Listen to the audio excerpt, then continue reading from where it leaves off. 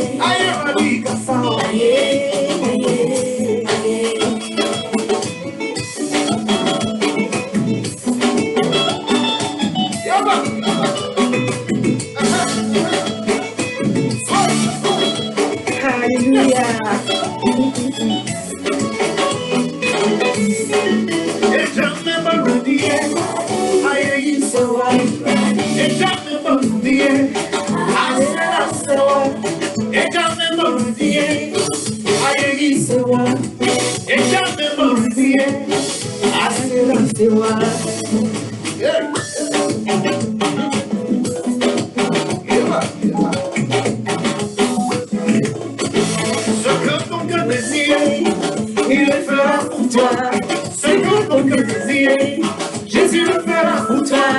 Ce que ton cœur désire, il le fera pour toi. Ce que ton cœur désire, il le fera pour toi.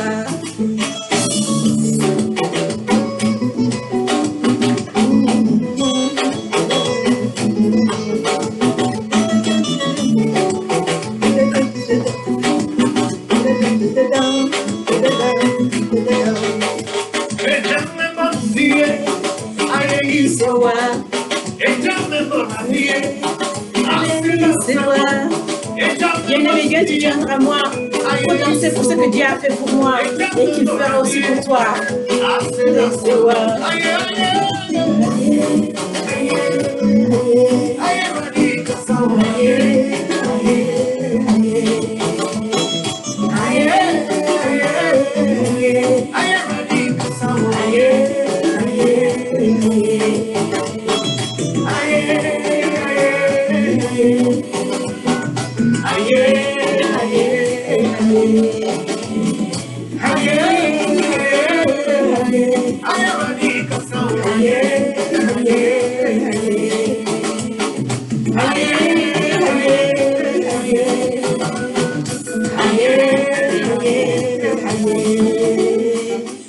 Alléluia, alléluia, alléluia. Bien-aimé, comme le chant le dit si bien, cette louange le dit si bien. Ce que ton cœur désire, Jésus le fera pour toi. Rien ne lui est impossible, bien-aimé. Rien ne lui est impossible. Je suis un témoignage vivant. Alléluia. De ce que le Seigneur peut faire d'une vie qui semblait être totalement désordonnée, d'une vie qui semblait être sans aucun objectif, d'une vie où je marchais dans le vide, dans l'obscurité, et je me posais des questions, d'une vie où je passais mon temps à crier et à pleurer pour de l'aide, et c'est comme si on ne m'entendait pas ou qu'on ne me voyait pas. Alléluia. Comme cette louange le dit si bien, ce que ton cœur désire, Jésus le fera pour toi. Si cela vient, bien entendu, en accord avec sa volonté. Alléluia. Alléluia. Bien-aimés, bonjour, bonsoir. Joyeux Noël en retard. Bonne année 2021. Je tiens d'abord à remercier tous les saints, tous les amis, qui m'ont contacté depuis quelques semaines parce qu'ils étaient inquiets, qu'ils ne me voyaient plus sur la toile, qu'ils ne voyaient plus mes vidéos. Ça fait plaisir de savoir qu'on est aimé. Et je vous aime aussi très très fort. Je vous dis sincèrement merci pour l'amour que vous m'avez porté. Je vais très très bien. Je vais très très bien. La raison pour laquelle je n'étais pas vraiment présente sur les toiles depuis, je dirais, presque 2 mois. Vous voyez, bien-aimés, parfois nous pleurons ou nous prions que Dieu nous utilise.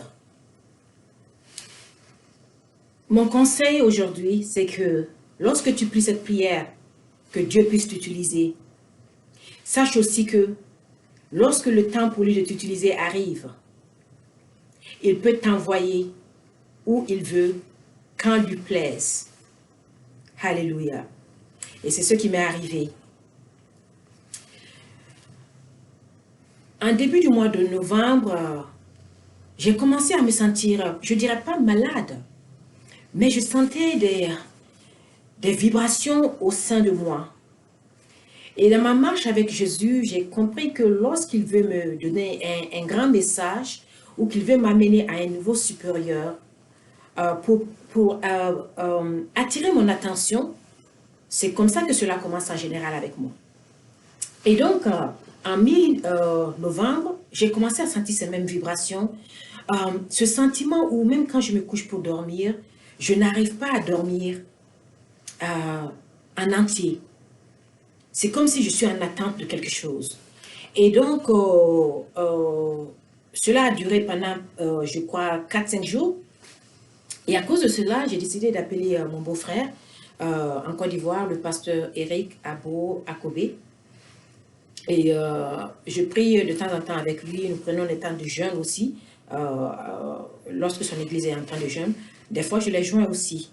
En passant, je voudrais vraiment lui dire merci pour l'amour. Merci à toute l'église pour l'amour qu'ils m'ont montré. Donc, je l'ai appelé, je lui ai dit, écoute, pasteur Eric, je ne sais pas encore, mais je sens que Dieu veut m'amener quelque part, à un niveau supérieur. Et je pense que je dois absolument prendre un temps de consécration dans le jeûne et la prière. Et donc, je lui ai dit, écoute, je crois que je vais prendre 3 jours à sec, de jeûne sans manger, sans boire, simplement dans la prière, dans la présence de Dieu, dans l'adoration et dans la louange. Et je sais qu'à la fin de ce jeûne, Dieu va se manifester. Et il a été vraiment gentil. Il m'a dit, il n'y a pas de problème, femme de Dieu. Nous allons te soutenir dans la prière et dans le jeûne aussi. Et bien aimé, nous servons un Dieu qui ne ment pas. Nous servons un Dieu qui est réel, bien aimé. Alléluia.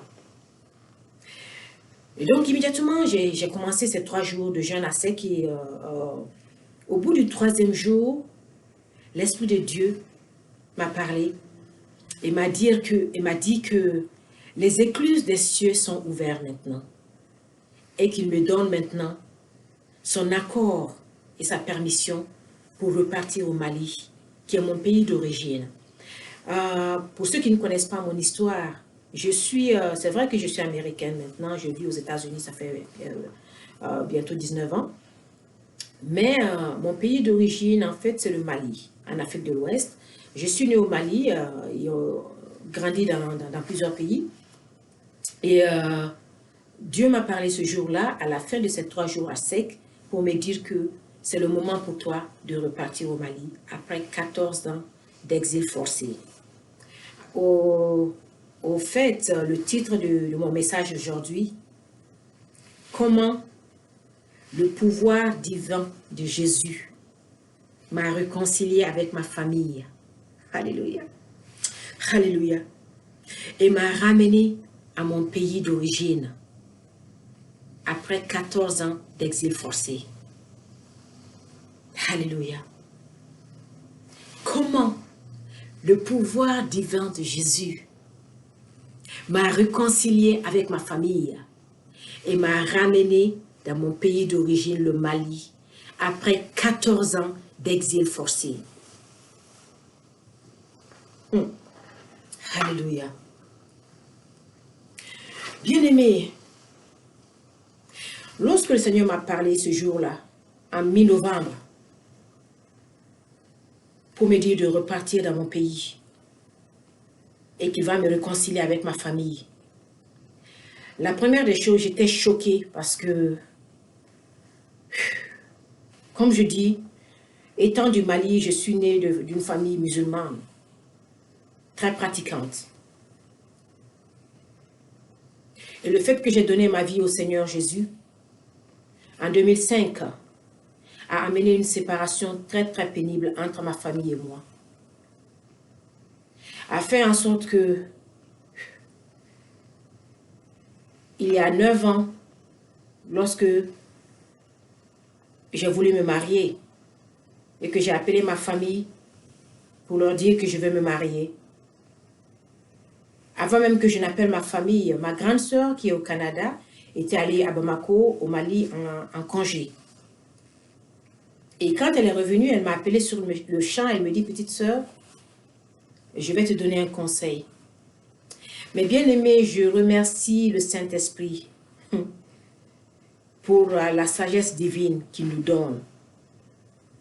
Et c'est aussi mon conseil pour toi. Les hommes et les femmes peuvent bien vouloir te donner des conseils face à une situation. Et ils pensent bien faire.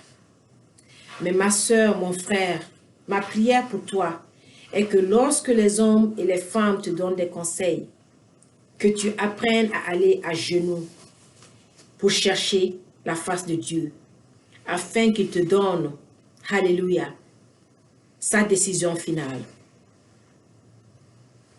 Et donc, ma soeur qui m'appelle et qui me dit, petite soeur, par rapport à ton mariage, il y a déjà beaucoup de débats au sein de la famille. Et il semblerait qu'il y a beaucoup d'incertitudes de la part de papa et de maman et des autres membres de la famille, des oncles et autres qui doivent normalement célébrer ton mariage par rapport à ta foi religieuse. Donc, le conseil que moi je te donne en tant que grande sœur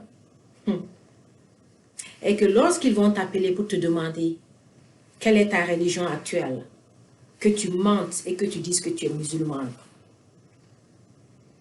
pour qu'ils puissent célébrer ton mariage. Et l'Esprit de Dieu en moi a répondu à ma sœur, je te remercie beaucoup, grande sœur, pour ton conseil, mais non, merci, mais non. Je ne rénierai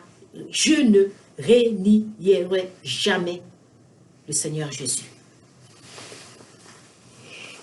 Et s'il y a un prix fort à payer, je suis prête à payer le prix. Alléluia.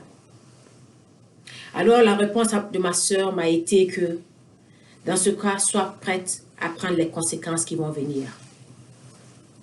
Et bien aimé, les conséquences, elles sont venues. Lorsque effectivement j'ai appelé mon père et mes parents pour leur dire que je vais me marier, mon père m'a écrit par email pour me dire qu'ils ont entendu ce que j'avais à leur dire. Ils ont fait une réunion de famille avant de prendre une quelconque décision concernant la célébration de mon mariage. Ils voudraient savoir l'état de ma conviction religieuse actuelle, exactement comme ma grande sœur m'avait averti. J'ai répondu par écrit à mon père et je lui ai dit, papa, je suis chrétienne maintenant.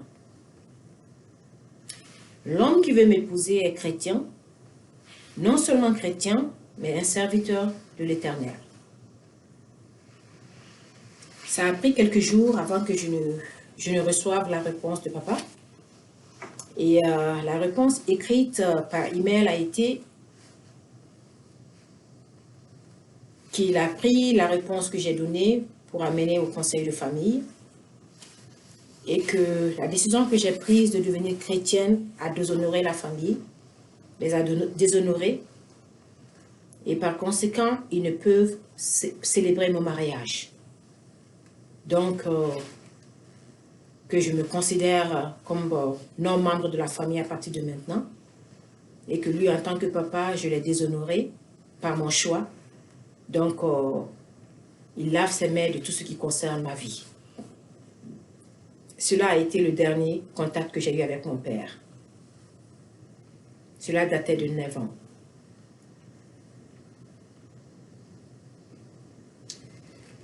Pendant 5 ans, durant mon mariage, j'ai pleuré tous les jours. J'ai pleuré tous les jours et tout ce que je pouvais faire, c'était de m'accrocher à la parole de Dieu que je vais te lire maintenant. Peut-être que tu traverses une situation où les hommes, les êtres humains, ta famille, tes parents t'ont abandonné à cause de ton choix que tu as fait de servir l'Éternel. Mais laisse-moi te donner cette parole de réconfort. Alléluia.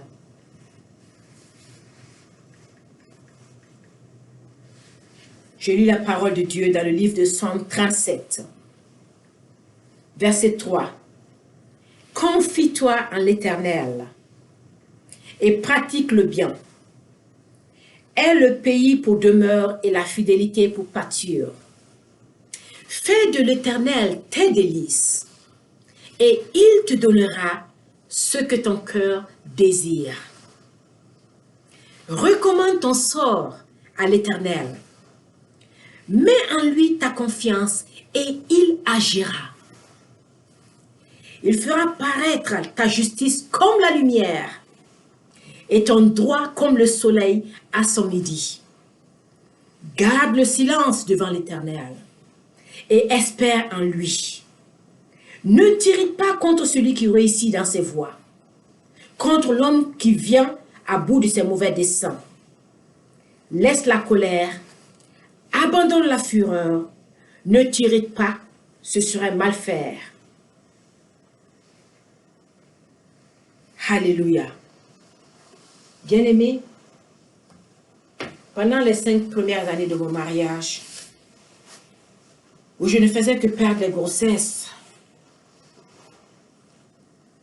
et à chaque fois, je me sentais tellement seule,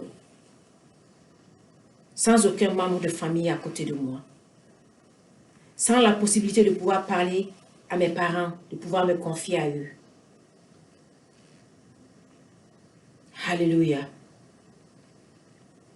Alléluia. Et donc, à la mi-novembre 2020, quand Dieu m'a donné l'instruction de partir au Mali, comme je l'ai dit, numéro 1, j'étais choquée. Parce que c'est vrai que j'ai beaucoup prié. Mais le moment où Dieu m'a répondu pour me dire que le chemin est ouvert, je ne m'y attendais vraiment pas. Et numéro 2, nous savons tous ce qui se passe dans le monde entier avec le coronavirus, qui est en train de prendre beaucoup plus d'ampleur aux États-Unis où je vis et dans beaucoup d'autres pays.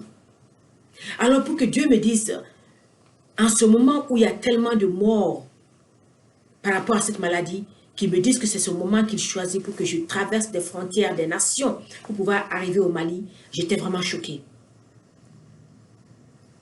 Et numéro 3, même financièrement, je ne savais pas comment est-ce que j'allais faire parce que le voyage n'était pas prévu. Pour nous qui vivons à l'extérieur, nous savons comment est-ce qu'un voyage en Afrique doit se préparer. Mais dans ma marche avec Jésus bien-aimé, j'ai appris à lui faire confiance. Même lorsque je ne comprends pas, j'ai appris à lui faire confiance et à obéir à ses instructions. Alors j'ai appelé mon beau-frère, pasteur Abo Eric, et je lui ai dit, voilà ce que l'instruction que Dieu me donne à la fin des 3 jours à jeûne sec que je viens de finir. Alors, je lui ai dit, écoute, je ne sais pas comment est-ce que ça va se faire, mais je choisis de croire en la parole de Dieu. Je vais commencer les préparatifs du voyage. Le lendemain, dans mon sommeil, le Seigneur me parle et me dit, tu amèneras aussi ton petit garçon Israël avec toi. Bien-aimé, je ne vous mens pas. Ça a été vraiment une décision très, très difficile pour moi. Mais encore une fois de plus, j'ai appris à lui obéir. Bien vrai qu'en tant que maman, je n'étais pas confortable pour prendre mon petit garçon pour voyager en ces temps si périlleux avec le coronavirus. J'ai dit, Seigneur, ce petit garçon est le miracle que tu m'as donné. Il n'est pas à moi, mais plutôt à toi. Alors si tu me dis de le prendre avec moi pour faire ce voyage, je choisis de te faire confiance. Que ta volonté soit faite. Mais encore une fois de plus, je n'avais vraiment pas les moyens financiers pour faire le voyage. Et Dieu, dans sa miséricorde, parce que vous savez, bien aimé, Dieu connaît ton fin avant même ton commencement. Alléluia. Alors, lorsqu'il te donne des instructions, aie foi, commence simplement à prendre les premiers pas de la foi en ce qu'il te dit de faire. Et tu le verras commencer à agir dans ta vie, bien aimé. Alléluia. C'est dans les préparatifs de voyage que une de mes très chères amies, je ne dirai pas son nom, mais je sais qu'elle suivra cette vidéo. Je voudrais simplement te dire que pendant tout ce temps où j'ai été au Mali, et chaque 30 minutes, mon petit garçon Israël venait à moi. Il me faisait une grosse bise sur mon front et il me regardait, il disait « Merci maman de m'avoir amené avec toi. J'adore l'Afrique, j'adore grand-mère, j'adore grand-mère, j'adore grand-père, tous mes cousins, tous mes oncles. » Il était heureux. Mon petit garçon Israël était heureux tout le temps. Et je prie que la joie que tu as donnée à mon petit garçon en payant pour son billet d'avion,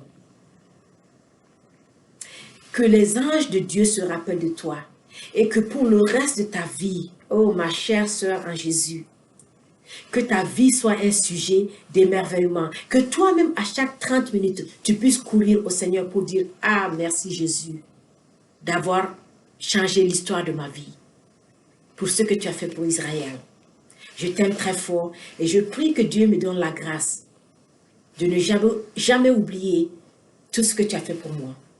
Je t'aime très fort.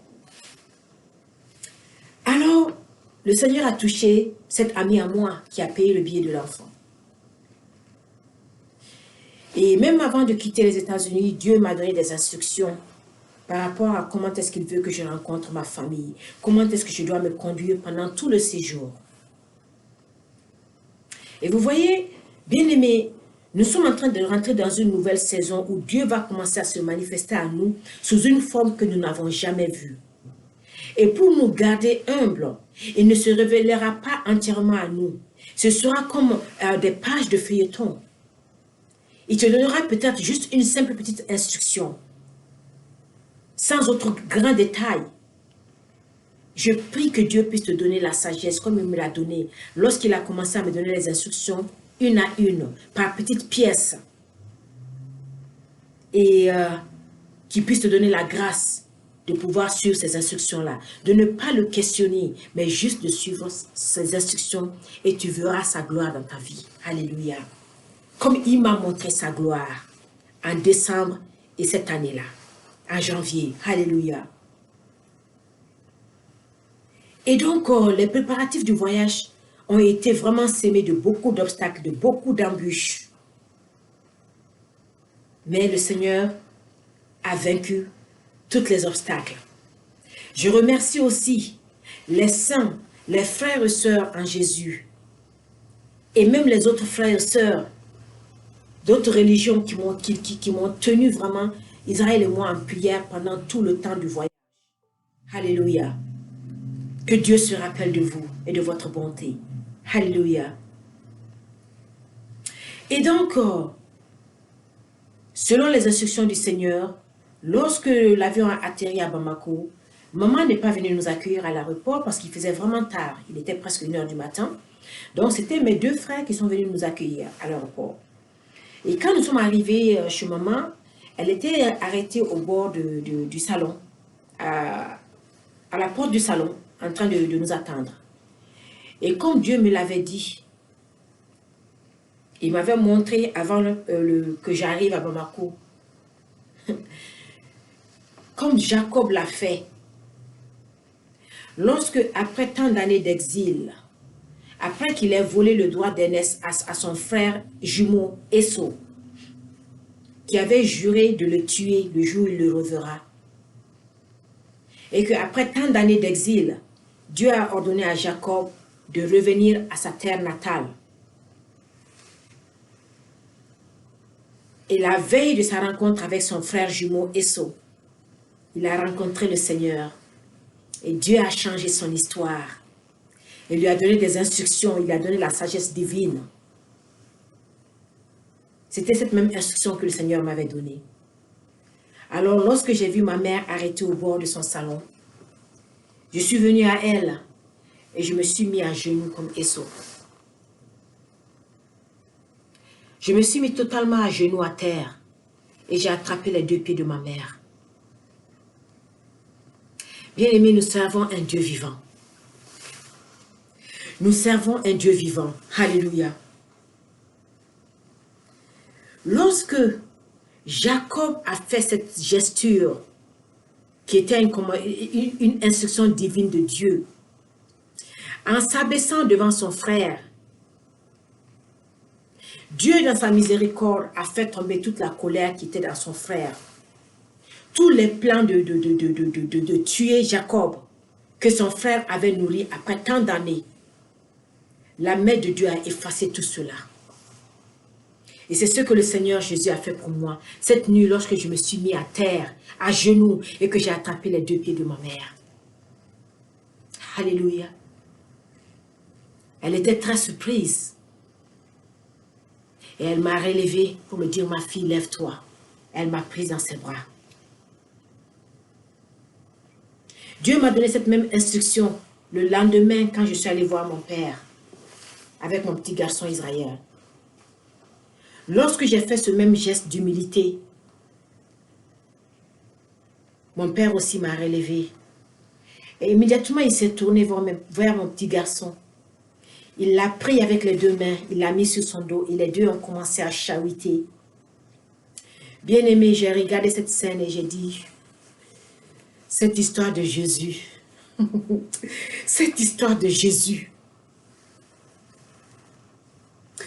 cette histoire de Jésus n'est pas amusement. Alléluia. Vous voyez, bien aimé, nous les chrétiens, nous devons apprendre à marcher dans la sagesse de Dieu. Nous n'arriverons jamais à convaincre quelqu'un de Jésus par la parole, mais plutôt par notre comportement, plutôt par notre façon de traiter les gens. Alléluia. Tu ne peux point confesser Jésus pendant que tu as une attitude d'une personne qui ne fait que se battre avec tout le monde, d'une personne qui pense que la vie tourne autour de toi. Parce que le Jésus que nous servons, il était amour, il était humilité. Alléluia. Bien-aimé, j'ai regardé mon père et mon fils.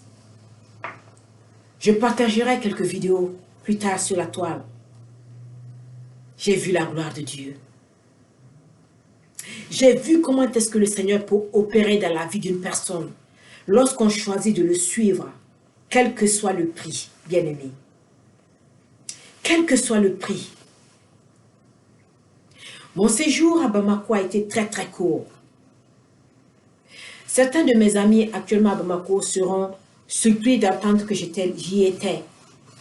Et je tiens sincèrement à vous dire que j'aurais tant voulu vous rencontrer, tant voulu vous voir, mais je devais suivre les instructions du Seigneur. Ce premier voyage, après 14 ans d'exil forcé, était un voyage que Dieu a planifié uniquement pour la réconciliation avec ma famille. Et aussi par rapport au coronavirus, pour des raisons de santé publique, il était mieux pour moi de rester en famille. Mais je sais que maintenant que Dieu a ouvert les portes, mon très cher beau Maliba et mes très chers amis que j'aime très très fort au Mali, je vous reverrai très bientôt encore. Alléluia. Pendant tout le petit temps où je suis restée, ma mère m'observait. Je ne vais pas rentrer dans beaucoup de détails, mais comme je l'ai dit, bien aimé, affaire de Jésus, ce n'est pas affaire de parler trop. Vous voyez, avant même que je ne quitte les États-Unis, le Seigneur m'avait donné les instructions que lorsque j'arriverai chez ma mère, je dois respecter la règle dans sa maison. Et ça, c'est une chose que je prie que nous, les chrétiens, nous apprenons à faire lorsque nous allons quelque part, que nous apprenons à respecter les règles d'usage. Et donc, le Seigneur m'avait parlé que lorsque j'y serai, de ne pas parler de Jésus, de ne pas chercher à convertir quelconque membre de la famille. Même le seul dimanche que j'ai passé là-bas, de ne pas y aller à l'église. Et c'est ce que j'ai respecté. Quand c'était l'heure de prière pour maman, je me retirais pour qu'elle fasse ses prières. Et quand elle finissait, je venais calmement m'asseoir avec elle pour qu'on cause. Et donc, tout le temps du séjour, elle m'a observé. Ce petit temps que j'ai passé, ma soeur, son mari, mes frères et leurs femmes m'ont honoré. Ils ont honoré mon enfant. Je n'avais jamais cru que cela sera possible. Mais Dieu a fait grâce. Alléluia. Et quelques jours avant notre départ, le mari à ma petite sœur m'a offert un mouton entier qu'il a mis au four. Et le Seigneur m'a donné l'instruction de faire une petite fête où nous pourrons prendre des photos en famille. Et ce jour-là, de me voir avec ma maman, mes frères et sœurs, avec leurs époux et leurs épouses et leurs enfants. Lorsque je quittais, il y a presque 19 ans, le Mali, aucun d'eux n'était marié. Et après tant d'années où j'ai été séparée d'eux, séparée par la distance, séparée de force, mais mon amour pour eux a toujours été entier. Je n'ai cessé de prier pour eux, jour et nuit. Et de voir ce jour-là, toute cette famille, toute ma famille, réunie en train de prendre des photos, je n'ai fait que glorifier Dieu dans ma vie. Alléluia. Et donc, la veille de mon départ, il y a un maman qui m'appelle dans sa chambre et qui me regarde, qui me dit, ma fille, je suis fière de toi. Le fait que tu as défié la maladie, tu as défié la mort pour traverser tous ces pays, tous ces continents avec ton enfant, pour venir nous voir, nous a énormément touchés. Tu nous as vraiment montré que tu nous aimes. Bien-aimé, c'est cela le Jésus que je sers. Il est amour. Si le monde ne peut pas voir l'amour de Jésus en nous, alors nous le servons en vain. Nous pouvons avoir le pouvoir de guérir les malades, de délivrer les fous, d'amener la prospérité dans la vie des gens. Mais si nous n'avons pas l'amour de Jésus en nous, si le monde ne peut pas voir l'amour de Jésus en nous, alors notre marche avec lui est en vain. Notre marche avec lui est vaine, bien-aimé. Cette nuit-là, d'entendre ma mère dire cela, lorsque je suis revenue aux États-Unis, je me suis mis à genoux pour glorifier ce Seigneur que je sers, qui m'a relevé dans ma famille. J'avais été rejetée, j'avais été reniée, j'avais été oubliée, renéguée aux oubliettes. Mais aujourd'hui, Jésus m'a réconciliée avec ma famille. Il a ouvert les portes de mon pays pour moi encore une fois de plus.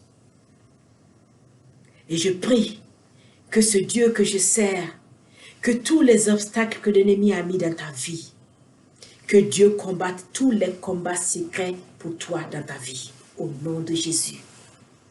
Ce Dieu qui m'a lavé, qui m'a redonné une nouvelle vie, qui m'a donné une nouvelle histoire au sein de ma famille, que ce Dieu puisse te donner aussi une nouvelle histoire, qu'il te lave, qu'il te donne un nouveau nom, au nom puissant de Jésus. Que 2021 soit une année où tu verras la gloire de Dieu, bien-aimé. où tu verras la gloire de Dieu, bien-aimé. Si tu obéis au Seigneur, si tu marches dans l'amour, si tu marches dans l'humilité, tu verras sa gloire. Bonne année encore. Je t'aime très fort et je prie que l'Esprit de Dieu continue à travailler en toi, avec toi et dans ta vie. Amen.